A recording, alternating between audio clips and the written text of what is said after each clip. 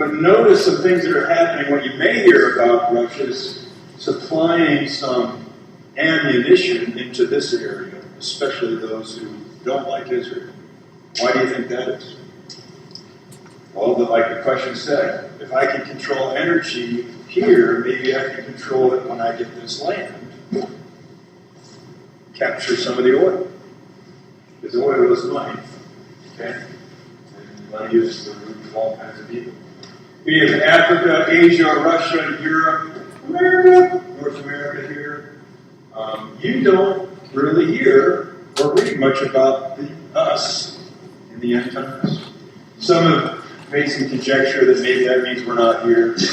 Maybe that means that we were obliterated. Maybe it means we're going to be owned by China or whoever else. That's why you don't hear the word America or the new land or anything like that. And I know you can read eagle in there. That's America because eagle is America. No. We don't know. We don't know what's really going to happen. But we're going to be swallowed up by Europe or swallowed up because we're owing so many people so much. And we have so much debt in China now that I don't know if you realize China's stock market fell. We know ours fell just a few weeks ago. When your stock market falls and you're needing some money, you should call in your debts. And we're one of those. Okay? So, but primarily everything happening here still has a lot to do with the Middle East. Okay? A lot to do with the Middle East. I don't know if you know much about, how many have been to Israel? They're down here. So if you've gone to Israel, Israel is about the size, a little smaller than New Jersey, right? It's not a whole lot, it's not even the size of New Jersey. But so if you're from Jersey, you know that ain't so big. When you think of a nation, you think of something bigger than that. But around Israel, you've got all these nations that don't like you, right? And I'm not saying, it's like, I really don't like that guy. It's aggressive hatred. Always aggressive hatred. When I was in Israel 3 years ago, we were right on the Syrian border having lunch with troops, Israeli troops. And they were all 19 and 20 because they're offering scholarships to any 19-year-olds who want to fly back to Israel and serve for 2 years. They give you free college and free homeland status. So a lot of them are staying there. And we're meeting with these guys right on the Syrian border where you would think this would be tense. And I asked, is this tense? They said, well, it isn't now because Syria's killing themselves. But another couple of years from now, they'll be aimed back at us and we'll be in the bunkers again. So unless these guys are hurting themselves, they're pointing at Israel. The size of New Jersey. All these nations. Anywhere from 40 to 80 million people aggressively hating 12 to 18 million people. And yet, for some reason, they stand. For some reason, it might be because of the apple of God's eye. So we're going to talk about why this is so important, why we shouldn't have so much of an eyeball on Seattle and Missouri, and have a little bit more on Europe, Rome, Russia, Asia coming this way, and Saudi Arabia, Egypt area. Why those things are so important. Because in the end times, I don't think anybody's going to care a whole lot about us. They want that right there. Okay? So what's the 7 churches? We're going to get into 7 churches on week 2. We're going to bring us up to the modern era. We're going to walk through what are the interpretations of who those 7 churches are, what the application is, how we can draw from that application, and if they're chronological, which church are we right now? Philadelphia, Laodicea, lukewarm, bathwater Christians, and they were all planted right around this area. Okay, starting right about here. Okay, so that's when we start Revelation. We'll begin it next week, but end it in 3 weeks. Okay, so that's one thing you're going to do whenever you. If you haven't been discipled well in Bible study, you'll open up Revelation, you'll read these letters to these churches. Like, I have no clue who these people are. I can't even pronounce these churches, let alone know who they are, when they existed. A lot of them Paul had something to do with, and the other apostles. But Jesus was writing them a letter. We're we're going to do is we're going to extract what they were about and what we can get out of it today. And are we one of those churches? Should we pay attention a little bit more over there? Okay? So, just remember, when we get a little America focused and America centralized, we need to remember that God is doing something all the time, right? It doesn't mean that the church is under national Israel. We're going to walk through why national Israel still is under a God judgment right now. And for those who think that the church is spiritual Israel, you're probably going, I don't believe that. We're going to walk through that. We're going to walk through why Israel has a future, an actual future, and where, as Paul says, Israel will be saved, will come under Christ. All right? And that's good stuff. That's awesome stuff, because if that's true, if Israel gets saved and comes under Christ, that means so many prophecies in the Old Testament are still waiting to happen. That means the ones we're going to read have not yet happened, and we can get excited about it. Okay? If it's just spiritualized and allegorized, if it's like, well, it's all kind of happened, we're just waiting for whatever, we don't know. Not sure. When it says, well, you'll be a nation forever, well, I don't know, that was spiritual. We're going to talk through why it's not, why it's important that it's not. All right? Any questions so far? I know it's all intro right now, just like a college class, you know. Intro, I'm sure I want to be here, use the bathroom. Okay? Wait till we do some breathing, you want to use the bathroom. Okay. Now, to your notes. Before we get into Daniel and eschatology, first we need to talk about what we call the hermeneutical approach to eschatology. That's a fancy phrase for how do you read eschatology? How do you look at prophecy and interpret it? Okay? There's a couple different options, and those are discussed more in our theology class, hermeneutics. We discuss it exhaustively there. But just tonight, we're going to show you our approach for this class. And if you have some other approaches, you can meet me afterwards, email me at 2 in the morning. We'll love talking about this stuff. But we're not going to go into all the different approaches to how to read the Bible. We're just going to tell you how we're doing it in this class. Okay? So hermeneutical approach to eschatology, for us, it's called normal interpretation.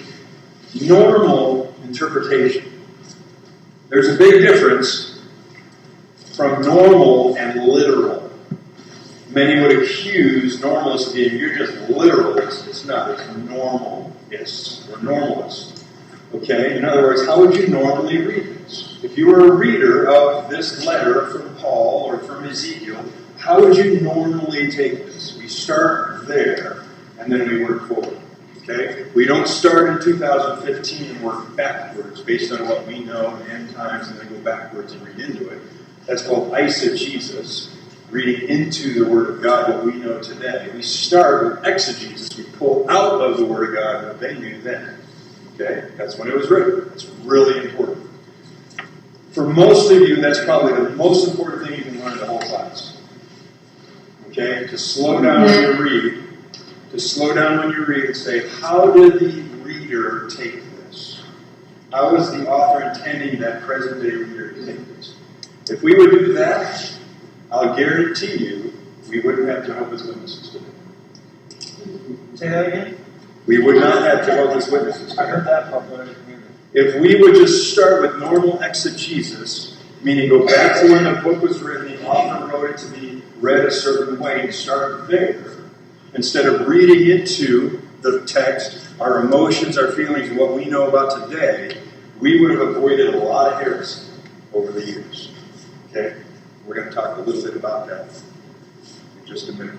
Okay, so, letter A. We read the Bible at face value. At face value. Okay, it's a normal approach, not literal, but normal.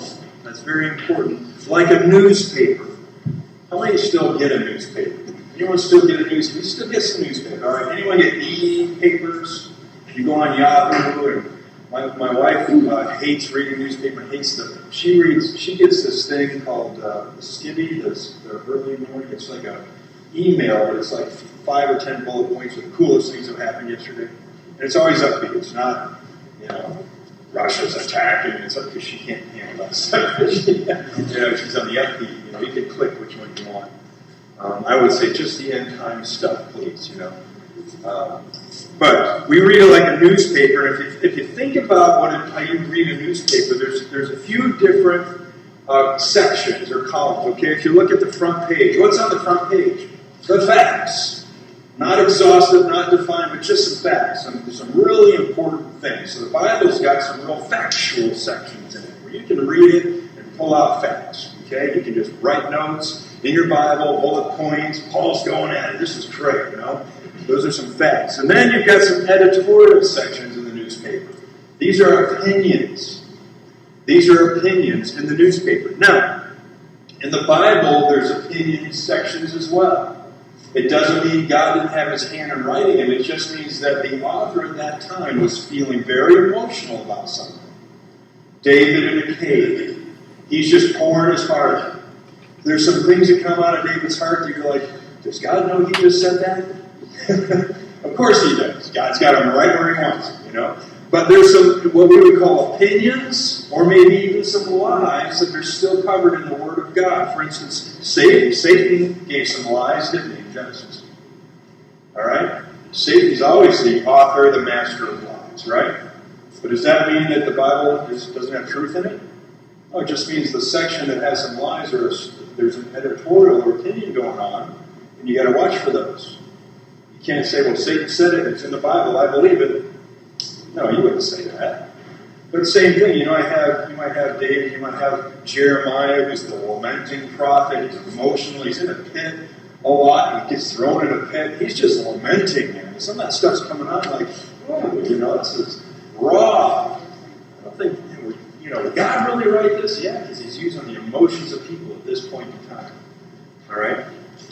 Number 3, how many like the comics? The funny section. All I remember about the funnies is my grandpa gave me this silly putter. Remember silly putter? You put it on the comics and you count it up. I can still read, Beetle Bailey right there. Ziggy right there. And then I'd stick it on my brother's forehead and see if it would come back off on his forehead. So, the funnies and the comics are stories, right? Not necessarily facts, but they're stories that bring a point. Okay, so Jesus tells stories. Doesn't mean it was really this guy and this seeds, and throwing. It just means he's telling a story for a principle, so you can get something out of it, get those principles out of it. So it's not healthy during the funnies to go defining what everybody's saying is true. It's more important to stand back and say, what is he trying to tell me through these stories? Okay, so it's not always factual, but it's more important to get the principles. When you come to these parts of the Bible, you have to think, what am I reading? What am I reading? Genesis 1, 2, and 3, very factual. I mean, there's not emotion coming out. It's just God is writing through Moses, and then day number 1, day number 2. Then you get to the begats, if you're King James Version, and Jehoshaphat begat, you get sons and daughters, but fact and fact and fact. And then you come to storyline, and you come to most of the Psalms are editorial. It's emotion thrown back up for God and then for us to weigh in on. And so this is how you read the Bible, just to make sure, what am I reading? What did the author intend for the reader to read? And what's the normal interpretation of it? Let's start there. Okay? After that, when you get more into Bible study, you start making connections from other passages that are similar that the author's written. Then you can go deeper. But always start with the normal approach. What am I reading? What did the author intend for the reader to interpret out of that? Okay? So that's the how we read the Bible and why these things are important. Letter B. It's philosophical approach. Oh no, I thought we were theological. Why are we talking philosophical? Philosophical is not a bad word. It's just being, why do we do this? Why do we do what we do in approaching the Bible this way? The reason is for communication. The reason for language, all language is to communicate, right? That's why you want your little kids to learn to speak so fast so they can tell you what they want. Instead of being one, you go, and they're crying. Would you just put some words together? You know? I'll get you whatever you want. You're shoving food in his mouth, and that's not what he wanted. And you're giving him drinks, and it's not what he wanted. He's got a messy diaper. But he's, it's communicate using language. This is why we have language. So man is made in the image of God, and God wants to communicate with man. It's very important for him to communicate with us, so he uses language. Our language, right? And the way we use our language. He knows how we use our language, so he uses our language the way we use our language. There's nothing within God that says, I really want to confuse this creation I call man and just mystify everything, just sort of make him like, I don't know what God's trying to tell me. There's nothing in God's heart that says, I really want to confuse you people. I really want to make this tough on you. God really doesn't want to make it tough on you. If you read the original scripture in Greek and Hebrew, it's pretty plain. There's not a lot of mystical stuff until we get to some prophecy. But it's pretty straightforward. Because God knows how we use language, and he uses our language so we'll understand. As long as we're pressing in and knowing what he's doing. So, that's the philosophical approach, is that God's using our language so that we'll understand him better. So what should we do? Change how we interpret things? No, use our language normally. We read it normally because he gave it to us normally. The biblical approach. I wrote here the Old Testament prophecy which has been fulfilled already. But those prophecies in the Old Testament that have been fulfilled already, they've been fulfilled literally. Okay? So, the virgin will be with son, with child, and he'll be called Emmanuel. Is that fulfilled figuratively or literally? Literally. All the Old Testament prophecies that have been fulfilled to date have been fulfilled literally. Exactly. Not figuratively, not mystically, not I think Jesus was the one, but I'm not quite sure. 712 prophecies about the first coming of Jesus fulfilled. I think he got it down. Literally. Alright? Root of Jesse, all of everything was about Jesus, he fulfilled literally. Okay? So, what does that tell us about future prophecy? All of a sudden it's really crazy, mystical. God just went from Old Testament and literal to New Testament and crazy. We'll never figure it out till somebody helps us put it all together. Would that be a little inconsistent of God to say, all the other stuff I fulfilled literally, but this other stuff you're on your own, help you make it out when it happens? No. God is the same yesterday, today, forever, especially how he communicates to us in these different ways. And so, prophecy will be fulfilled literally. And we will read it normally to figure out, okay, to the best of what we have right now, how might this lay out? Alright? That's our approach. And then lastly, logical approach. If there's no normal hermeneutic, meaning taking things at normal face value, okay, if we can't take this prophecy normally, and that's how we're going to read the Bible when we get to the epistles, if we're not going to do it normally there's no truth. James could read Ephesians 1:10 and it could say, you were chosen before the foundations of the earth, and I can read it and say, no, I don't think it says that because I'm going to take it in a different way. And then you get cults because they don't take it normally at face value. You get some real heretics because they don't take it normal. But the truth is, all the teaching passages we take normally, don't we? We just like, what's he saying? What's Paul saying? Can you tell me what Romans 3:23 is saying? Well, yeah, for all have sinned and fall short of the glory of God. Guess what? That's you. You falling short. Oh, that's kind of a normal approach. I don't like that. Can we get mystical? He didn't really mean me. He meant you, or you, and you. But not me, because God loves me. This I know. Not that verse tells me so, but but the normal approach in teaching passages denotes that we should use the normal approach everywhere else, even in storylines. Okay, so Jesus is telling a story. Was there a Lazarus and rich man or not? I'm not sure, but he names them by name. Maybe there was. But the important thing is, what's he trying to teach here? Okay? That's the normal approach. And that's logical. So if there's no normal hermeneutic, we've got some real issues, and that's why we have cults.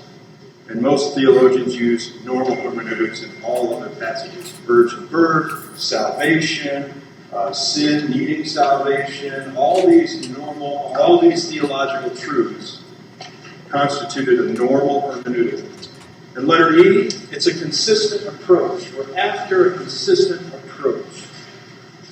And here's what we do. Here's what we'll do in this class. When we read a verse, we consider the words. We consider the meaning of the words. That's why I took 9 years of Greek and 4 years of Hebrew. I wanted to know what the words meant. Because when I got saved, I went to a Lutheran church, and I'm dogging Lutherans because I actually like that church. But I was 17 years old, and they said, you need to be baptized. Oh, I read that. I have a normal hermeneutic. I need to be baptized. Okay, you need to get into class with the 12-year-olds. And then on that day, I stood up, and all the 12-year-olds stood here, and we all got thrown water at us. And so I asked the question, what does that mean? And they said, well, baptism, that can mean throw water, sprinkle, immerse. It can mean any of those things. I said, it seems like it shouldn't be that confusing. He said, well, trust me, the word baptizo means any of it. Well, I did a real foolish thing. I went to the library. I had no idea what language it was at the time. I was 3 months into my salvation, but I found a book that showed me what the word was. I went into the etymology, the word study, and it didn't say sprinkle, and it didn't say pour. It said dunk and wash. In 93% of the usages, normal usage. And I had to go back to the pastor and say, question. It didn't seem like it meant that, and he said, you need to stop asking questions. Well, that day I knew it was important that I figure out what words mean. Because God chose the word and penned it through a person to get it to me. I should try to figure out what the word meant. And the problem with that is, with each version that comes out, we kind of change the word a little bit to match the culture, to make it easily understandable. The problem is if you read a New Living Bible as opposed to the NASB, New American Standard, that I first had, the word's a little different, and it's a little generationally different. I don't imagine maybe in 20 years we'll be using dude, and the dudes went down to, Philip. I don't know. I'm thinking, who the dudes? Shoot them up? I don't know. And that's probably the problem. Is that that's fine if they want to bring it into a new culture, but we should still be students of the Word. And that means we've got to know what the words mean. Okay? So we're going to, some of those tougher passages, we're going to pull out the words and what does that really mean? You need to consider grammar. How many love grammar? I love grammar. I diagram sentences, and I know just enfranchise most of the class for me, the coop. But, when I learned how to diagram sentences and get the grammar down, and prepositions meant something, and participles, what's a participle? They didn't know those. And those are the ing, the verbal nouns. And, when you figure some of that stuff out, and you don't have to learn Greek to figure that out. You just need, the grammar, read some of the commentary, and they'll show you, that really goes under here, and what Paul's saying is matching that. Oh, I get it now. I get it. Paul's got one sentence in Romans, I think it's chapter 8, that really today we get an F on any grammar, from any grammar teacher. It's got run-on sentences, it's got 8 participles. They didn't use punctuation much in the Greek, okay? And sometimes there weren't any periods, so they're just running on and running on. Paul's just, if he was speaking, he'd go, and then he's going on and on. And if you don't really know grammar, it's like, this thing makes no sense. Paul is on tracks because it's crazy. But get a little bit of the grammar down. He's excited about what he's teaching. And don't forget this, and this, and this. Oh, and by the way, this. You're like, yes. But you got to slow down a little bit. Consider the context. How many of you have heard us say this before? Thanks for listening. Because besides the first truth I said is probably the most important thing, normal approach, this is the next most important thing. the context of the passage. I don't know a professor that said a context or a text without a context is just a pretext. I know that doesn't make a lot of sense, except for if you don't have context, you don't really have a text. Throw it out. Don't read it. It doesn't mean anything without context. If you're arguing with your wife and you don't get the context of why you were a big jerk in the morning before you left, you're arguing about the wrong thing. Have you ever argued with your spouse about the wrong thing and an hour later, I had no idea you were talking about that. All you had to do was tell me. Well, if you were, I don't even know. I said something. Emotions are high. You just don't have any context. What I meant to say is, that dress probably doesn't look so good. I never said that. Never said that. Marriage counseling tips, don't ever say anything of that kind. But, whatever you let slip out is coming back that night, and that is the context. Regardless of how they start the argument. Remember the context. Same thing with the Word of God. The author has a context, a theme, a topic he's been working out in the whole letter, especially in this paragraph, this passage. Start with the verse, then go to the passage, then go to the chapter, then go to the book, then go to the Bible. Okay? Now you get the full scope of what is really going on. If you don't have that much time, I don't know what to tell you.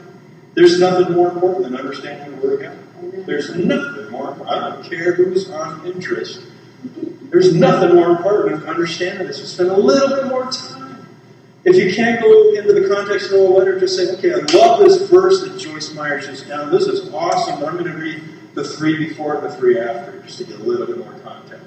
It's the application can still be there, but you'll know a little bit. You'll know the Bible a little bit better that way, and then you can actually repeat it to somebody. But if you get a verse downloaded from a devotional and you use it out of context with somebody who knows a little bit more about the Bible, you just twisted that verse. You're like, no, really? I got Joyce says it's this. I'm like, well, read the verse before. Oh, that doesn't mean that at all. You're like, whoops. I probably ought to read a little bit more. Context is huge. Right. Does each chapter start a different context, or is preceding chapter also? You can imagine if you were writing, like you were in the service, right? And you're writing back home, and you're trying to tell them all that's going on, and maybe some things you want them to know about what's going on. Then you want somebody to check in on your dog. There's going to be some different topics and themes within there, sub-themes within there.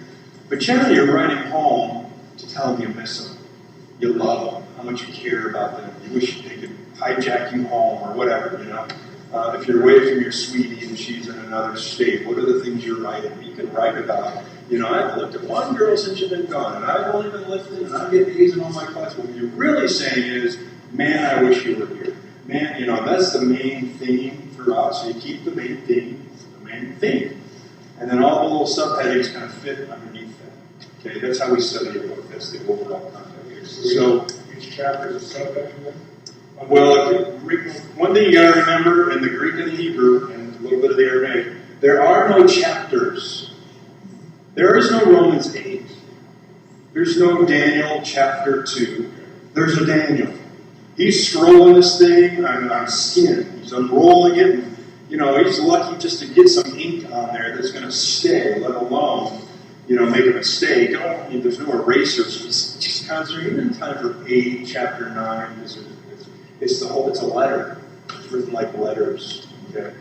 And so if you remember that, we especially in modern day, if you get to chapter 9, you get these addresses, Bible addresses. Romans 3:23. Paul would have heaven and said, what's that?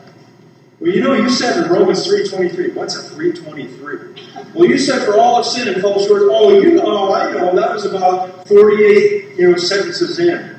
After the 3 run-on ones when I got excited. Yeah, that's the one. So if you take the chapters and the verses out just for a second, this thing does go together. He didn't divide them up. But there's some natural divisions in there because he might be telling the Thessalonians how awesome they are. Oh, but I got to tell you about what's coming up in the future. So there is some natural movement. But there's a main theme and a main context to all this. Okay, does that help? Are there Bibles written that way that you can research that are written like? I'll give you the. I can give you the original Greek uncials, all capital Greek letters, no accents, no breaks. No, you're like, like you're at a frat house. Like, what is this stuff? I'm like, but without the text. yes, yeah, they have some of those. I think they have every kind of Bible made. Upside down Bible. I don't know. They got, crazy stuff out there now. I saw the Cotton Patch version once. That was the What was download you version. actually look at? What was you Google? What was you search for? What type of Bible would even be called? If it didn't have the chapters, but it was like in language. Well, you could do the original, unseparated version Greek or Hebrew of the Bible. I have copies of the uncials, which mean they don't have, but you got to read Greek. But they might. I'm pretty sure they have some in English. The story kind of takes it out, makes it a flowing journey. Max Lucado, Unity Phrase. Yeah, it's not. You're not going to get all the verses in some of those, but Right. that's all right. It Okay. says we take Vienna. Any other questions? Okay. All of us, I'm going to move on here just saying, all of us have been taught or something passed down to us about a verse, a passage of Bible truth that probably didn't follow this approach. And if you haven't had one of those whoops moments, I used to think that, you will. You will. Because we read things, we read devotionals, we read blogs.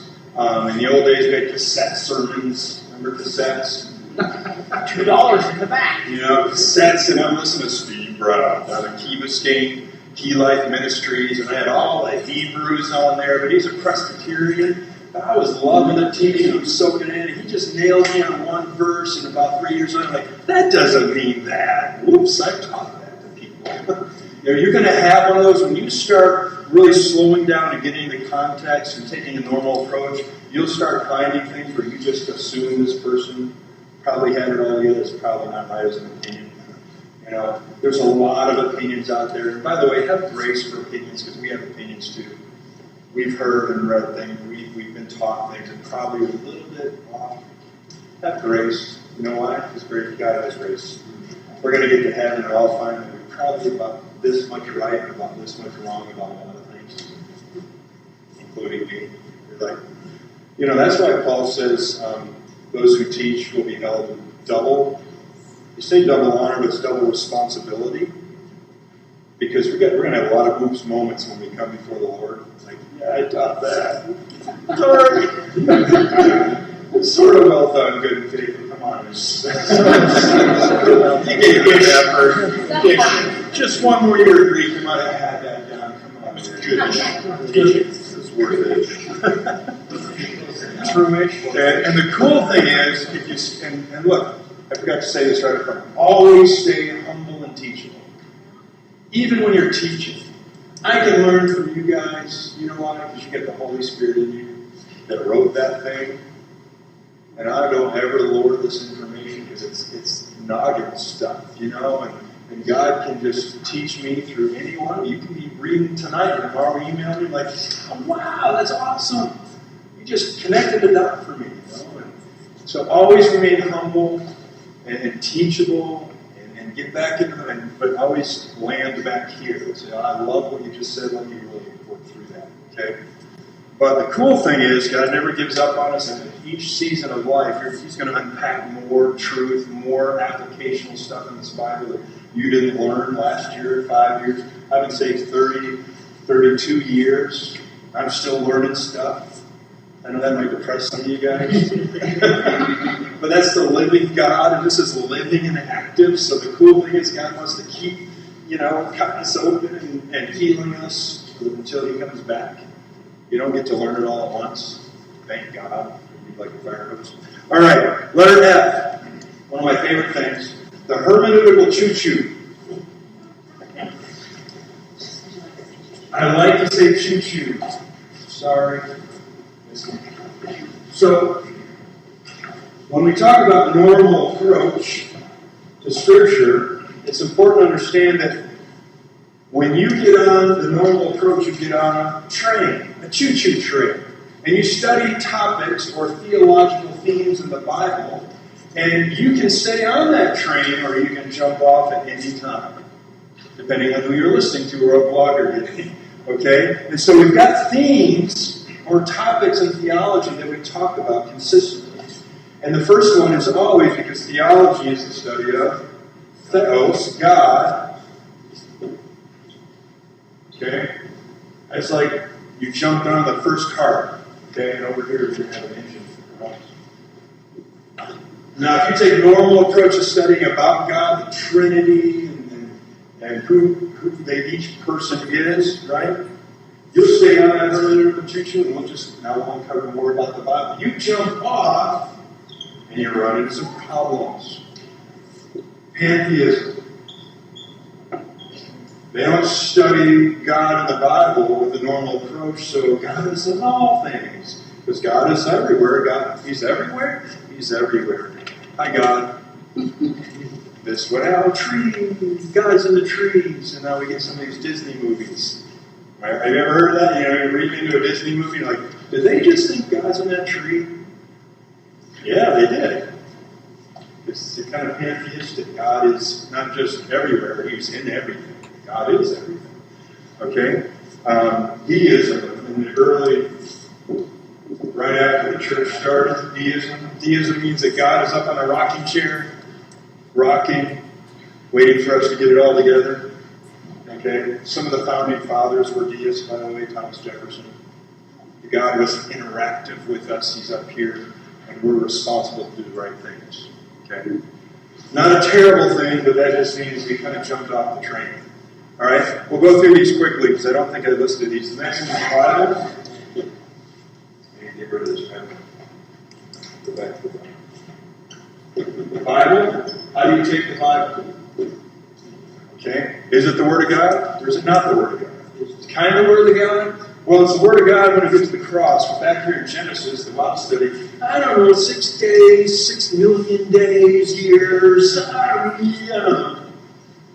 I don't know, did he talk to Moses? Was Moses even real? Not sure. Adam and Eve, come on. Just symbols, they're not real. But Jesus, He's real. And so, some point, people jump off. And when they jump off, wacky things happen in their theology. Okay? Mormons stop believing that, every verse is from God, had truth in it, the Word of God.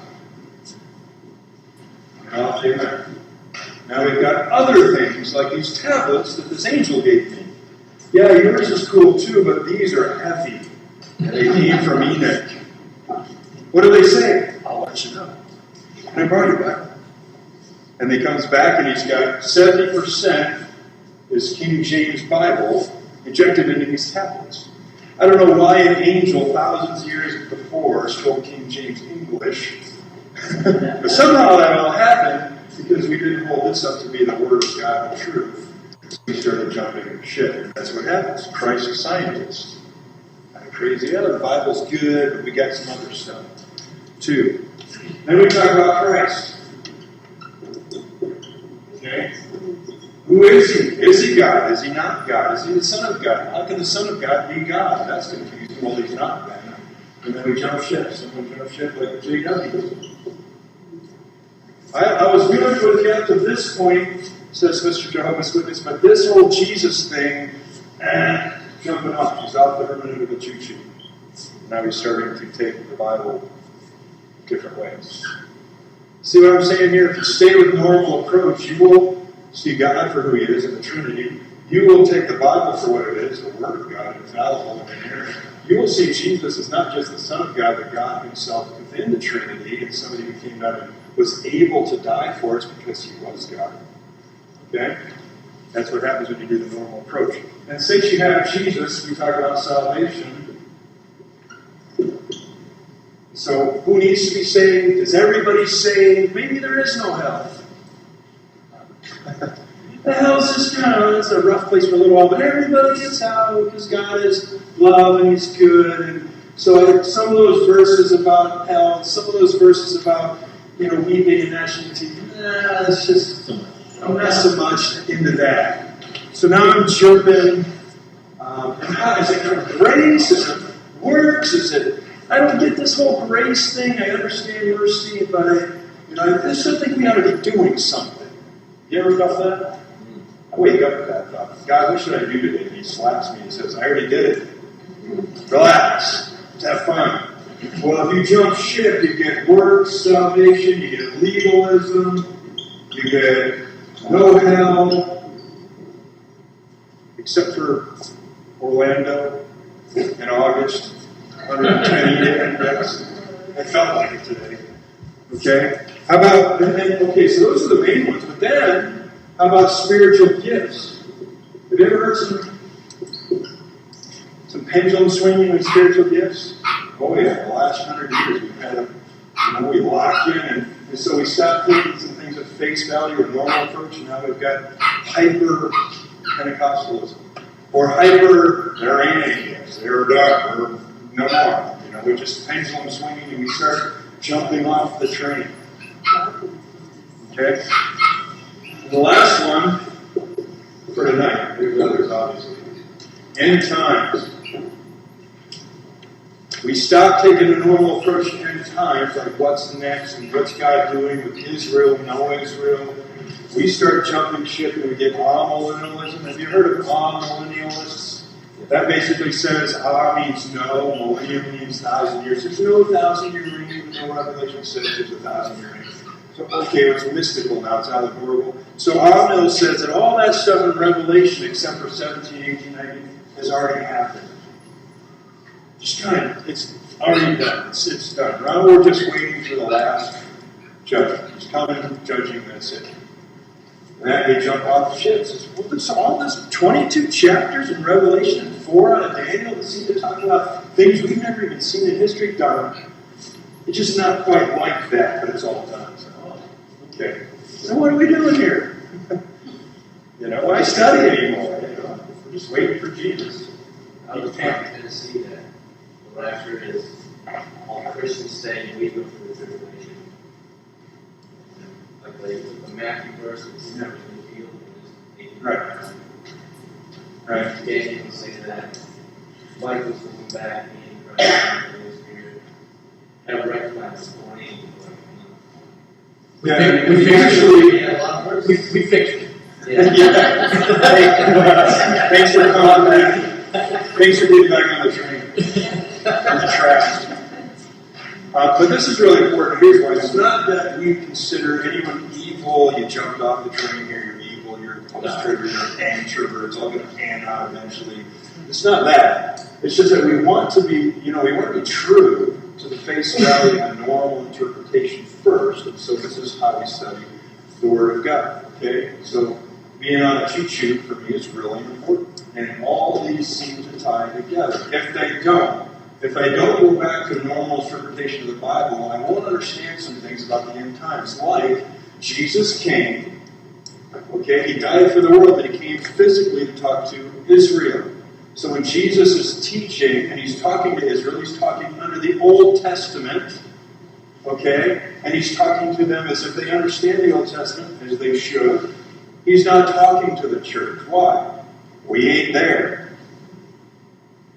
So if you take everything out of Matthew 24 and apply it to the church when he's talking to Israel, well, we got some confusion problems here. Eye for an eye, tooth for a tooth, they've got... And so this is why we teach proper hermeneutic even when we study the Bible. What time frame did Jesus walk? It says New Testament right here, Mike, in all the Gospels are in the New Testament. But you're telling me he's in the Old Testament. He is. The New Testament actually started 32 or 3 years later. Okay, it's not that he never mentions the church. He does on your faith, on you, Peter, I'll build my church. But then he doesn't go into this diatribe of what the church is all about. It's all going to be about grace. He goes back to the Pharisees, whitewashed tombs, and here's why, and I'll just give you this in a nutshell. He's trying to show them that the law that they're under will never do them any good. Look at the Pharisees who are just expounding the law. Their need for a Savior is greater when he bolsters the uselessness of what they're trying to do in the law. Not that the law is useful. The law was meant to show them their sin. But if I keep trying to use the law to get rid of their sin, it's just making it worse. And this is what Jesus says. Go the whole way. You've heard it said this, but you ought to be this. I can't even think that way? Uh-oh, I just lost it. Put my eye out. Okay? Why are we plugging our eye out? If we really think that Jesus is talking to us, we should be plugged. Most of the men here have no eyes. I guarantee you that still wouldn't work. We've seen too much, Thank God for grace. But here's what he's saying. You've heard it said this way, but it's really this far. That's how much of a sinner you are. And you really need a Savior. And I'm here. And they reject him. And that's okay because the point is the whole world. That's the normal approach to studying the Bible. But you don't hear that much. Where would Islam be? Well, we're going to talk about that back in the God portion. When he talks to Abraham fashions Ishmael or Hagar. That's no God thing. He's this 11th hour God. Let's just move this thing along a little. But jumped up early. Yeah. So, all right. Any questions on that? Trucking right along here. Truck, train. Training right along.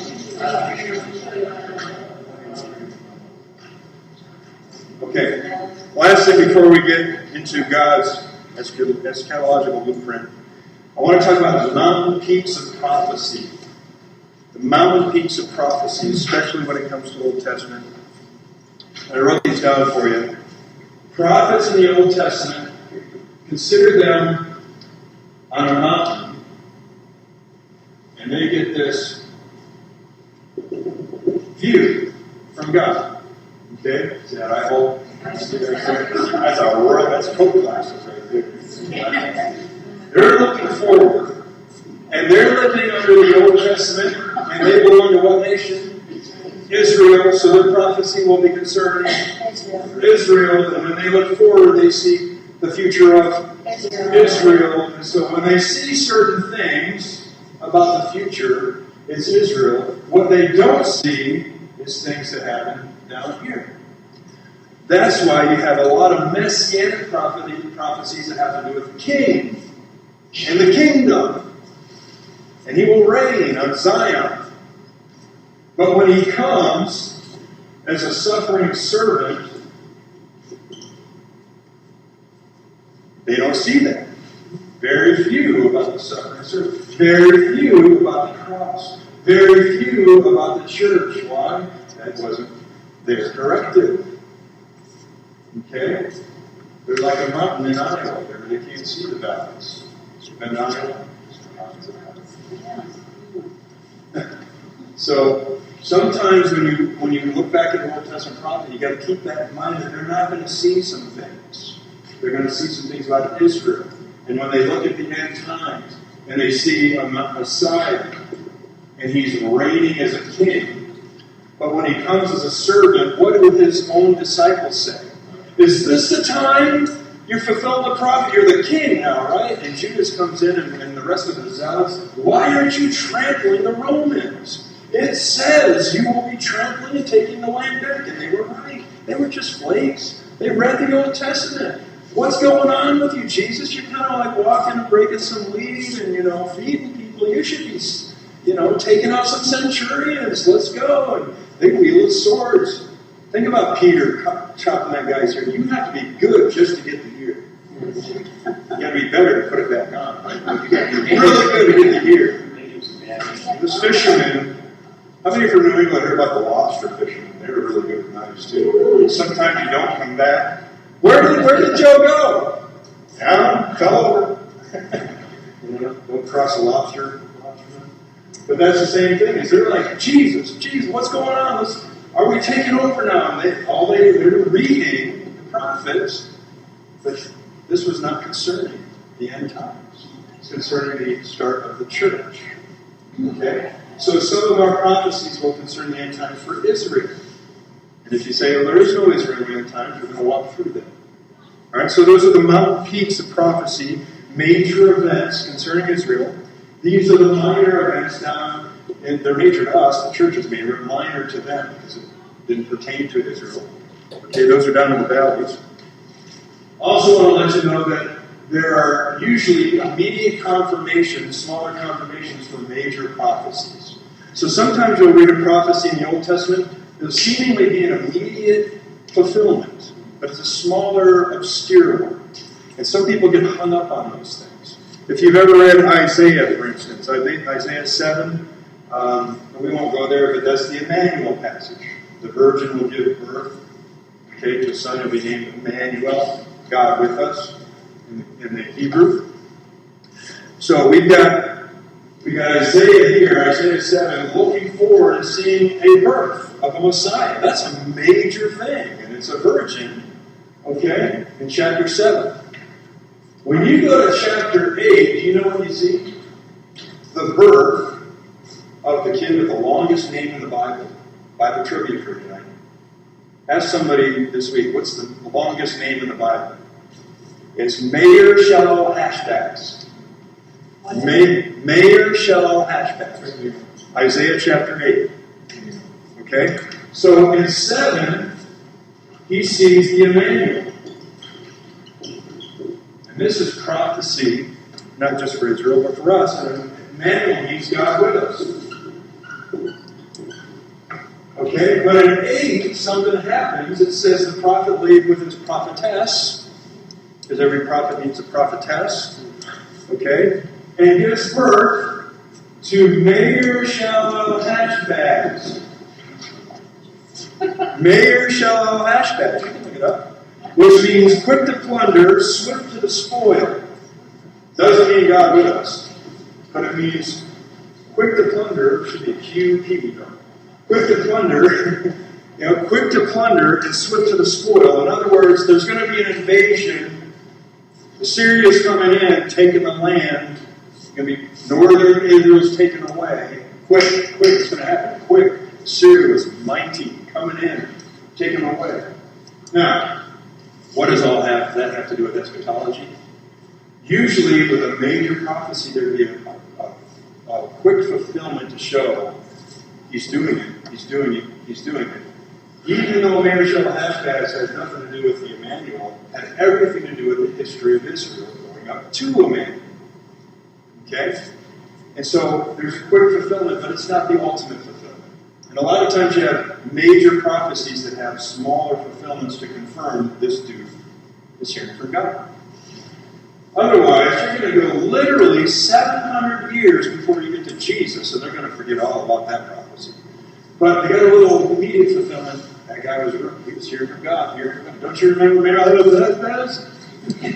Yeah, I remember. How do you spell that? I don't know. Meir, M-A-Y, but that does us. Here's the problem, though, for us Westerners. We get hung up on that being the ultimate fulfillment. And then we read things like in the Hebrew that virgin can also mean young maiden. Isaiah's prophetess was a young maiden. She gave birth to Meir Shalal Hashbaz. That must be the prophecy. And then, well, Jesus really isn't that, because it's Jesus, not Emmanuel. And so, since we're Jehovah's Witnesses, we don't really believe that's the Son of God, God with us. Because that's the ultimate fulfillment. I say that to tell you that when you start talking about prophecy with people, you'll get people jumping off the choo-choo train and looking at the smaller prophecies instead of the fulfillment of the major event. Does that make sense? Okay. Now I had something for you. I don't know where it is. Just a little note on that. When Luke re-quoted that same prophecy in the Gospel, he used the Greek term that was specifically virgin. He didn't use the general term like was used in the Hebrew. So when he re-quoted it, he used a specific term that meant virgin. So, in the Greek, in Luke, using a different language, they used a more specific term. All right, coming up to the end here. Is there any prophecy about this big resurrection? We'll get into there. Is there any prophecy about the crucifixion in Isaiah? Yeah. And that's pretty much the specific suffering servant passage that you find in the Old Testament?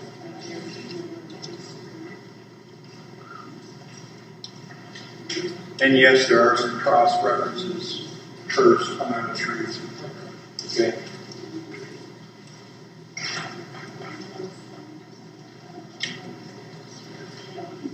So I give you this.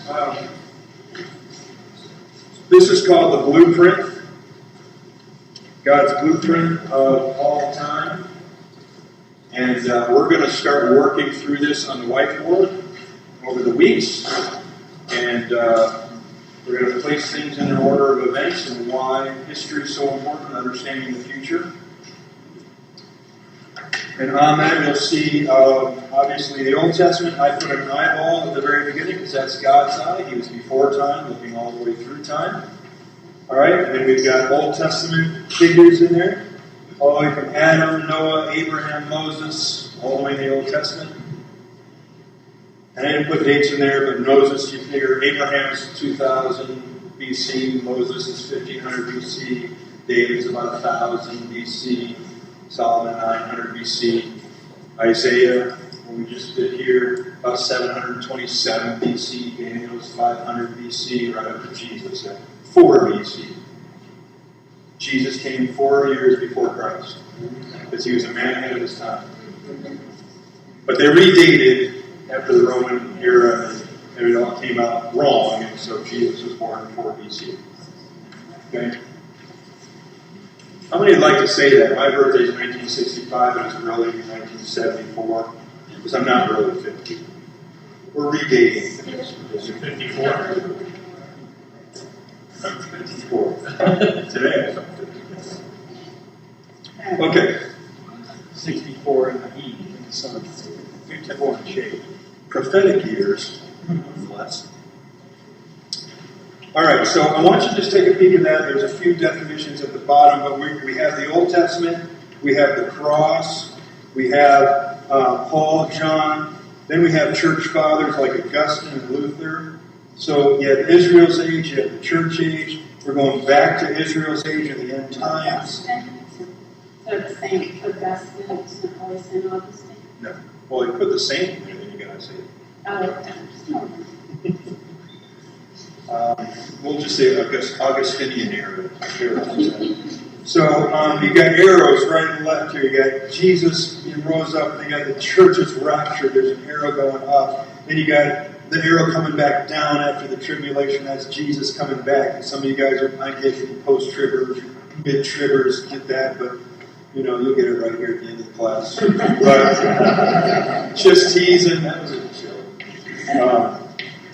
So after that, you got a 1,000-year reign. All the interns, by the way, they get graded in if they agree with me. So,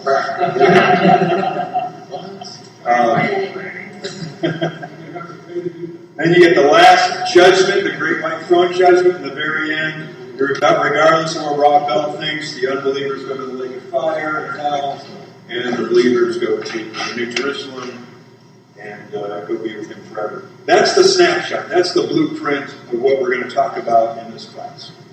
Some of you guys are like, I don't really jive with that. That's great, because we'll slow down and we'll walk through that. It's not eschatology class. We're not going to fine-tune every doctrine of eschatology. In other words, we're not going to spend 3 class nights on a post-trib is right or not. You just can't do that. But we will talk about the rapture, and we'll talk about some of those, the ways of looking at things. Is there a literal 1,000-year reign of Christ, like I had down there? Okay, we're going to talk about why we think so. And we're also going to place that in Revelation, some of it then. Okay? All right, we got just a few minutes. I want to start talking about the Abrahamic Covenant. Somebody tell me, we're going to be talking about end times. Why are we going to Abraham? Say it again. Right. In other words, if we go all the way back to the beginning, when God started speaking into this man called Abraham and the blessings that would come, and the eternality of his blessings, if you go all the way back to Abraham, you can understand a lot of even what's going on today. by studying Abraham, Genesis 12 through 15. How do you mean that? Well, there's a lot of fighting going on in the Middle East, right? It started back then, in Abraham's time. So, before we get into eschatology on what's going to happen in the future, sometimes it's helpful to go all the way back to the beginning and say, where did God start? And if God started with Abraham and talked more than just about Abraham's personal life, he talked about the nation that would come out of Israel. Oh, and then he talked about the rest of the world. And then he talked in terms of forever. That means we got to go back. We got to go back there. If we start way up here, we're going to get confused because God said some things back here that are taking place in the future. Okay, a lot of what Abraham was given to Abraham is fulfilled, but not everything. Not everything nationally. Not everything in the new covenant. Okay, so we're going to talk about Abraham just a little bit. So Abraham was the root of all prophecies and fulfillments. In other words, I think I left you a line there. The root of all prophecies and fulfillments. Abrahamic Covenant. That doesn't mean that everything in prophecy is found in this covenant. It just means the root started here. And God's intentions are to continue on what he started with Abraham. So Abraham was specially chosen by God to receive eternal blessings, personally and nationally, and ultimately his blessings would reach globally throughout all time. And the basis for all biblical eschatology is rooted in this particular covenant found in Genesis 12 through 15. So letter A, you got the provisions, and I'm going to work through this fast, but just go back home this week and read Genesis 12 through 15 and underline and circle personal, national, global, and you'll see the connections to these three chapters, okay? So provisions of the covenant. So God's got this covenant with Abe. Abe's down here, and he's being told, well, his father was told to leave and go to this new land, and he was stopped in Haran, and Abe then got the command, and then Abe obeyed, and that's when he got the blessings. When Abe says, okay, God says, here we go. This is it. Personal, national, global, yeah. So what are the provisions? You've got personal promises. They're in your notes. Genesis 12, 1 through 3. You got personal promises. And you really loved Abraham. As we find later, Abraham believed, had faith, and it's credited him as righteousness. Chapter 12 says, the Lord has said to Abram, leave your country, your people, and your father's household, and go to the land I will show you. I will make you into a great nation, verse 2, and I will bless you. He's talking personally to Abraham here. I will make your name great. Everyone knows. Father Abraham, and many sons, right or left. I don't know that. Yeah, I don't know that. I didn't even go to church and I knew that. Some kid in third grade was. I thought it put your right hand in, put your right other like the bless them personally, make your name great. Verse 3, this is key. I will bless those who bless you, Abram. Very important to bless Abram. And whoever curses you, I will curse. Don't be cursing Abram. Oh yeah, you're one of those. Okay, A, B, and C. You will be a blessing. Sorry. You will be a blessing. Letter B, I will bless you. Wait. See, I'm not the only one understanding. Say it. I know, see? It's really bad putting blanks. You've got those administrative OCDs, and you will not leave until you get those. I'm glad enough to say it. And I have them on a computer, and I'll send them to you if you miss any. So first say, you will be a blessing. Oh, and I will bless you, and I will make your name great. Letter C. Those are those personal promises. Then you've got national promises in the next chapter. The Lord said to Abraham, verse 14, after Lot had parted from him, lift up your eyes from where you are and look north and south and east and west. All the land that you see, I will give to you and your offspring forever. So letter A, I will give you a land. Under that, you can write boundaries are given in the next chapter, chapter 15. Actual boundaries. That's very important. You say, well, they had their land already. Did they have all these boundaries specifically? Okay. I also want to know real quick, in the boundary portion, next chapter, we're going to close here in a minute, you worship people. In the fourth generation, all this land you see, says to Abraham, the fourth generation, 400 years, your descendants will come back here. In other words, you don't get it yet. Prophecy from God. For the sin of the Amorites has not yet reached its fullness. The fullness of the Amorite sins. In other words, there was a famine, if you remember in Genesis. Jeff might be going through this. They vacated to Egypt through Joseph and the invitation. 400 years in slavery, but it wasn't just because there was a famine. The Amorites had been in sin, and God wanted the fullness of the sin to take place so He could deal with it. Wow, all in one verse. The fullness of the Amorites. And it's going to be really big when we get into Romans. When the fullness of the Gentiles has come in, the nation of Israel will come back. Ooh, that's good stuff. Moral interpretation.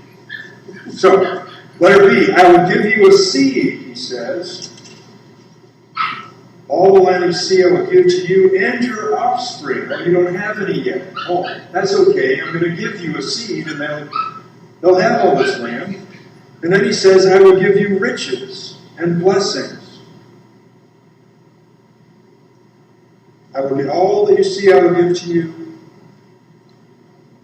I will make your offspring like the dust of the earth. Anyone can count the dust. That's how much your offspring will be. Okay? To the width and the breadth, I'm going to give it to you and your offspring. And then, verse 15, forever. Eternal significance. Forever.